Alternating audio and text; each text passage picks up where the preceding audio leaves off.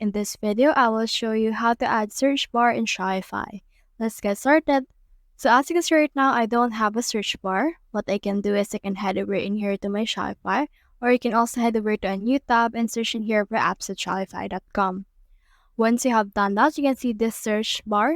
Click on this and search in here for Smart Search.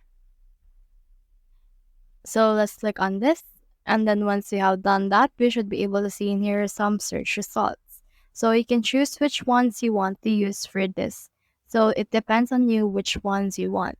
So for this one, we can head over and choose this search nice and click on this install option, and then it will open here a new tab where it will ask us for access in order to successfully integrate this application. So what we can do is you can head over and click on this install button right here and it will install itself. Now you can see this, click on this start tour, click on next, and until you proceed to the last option.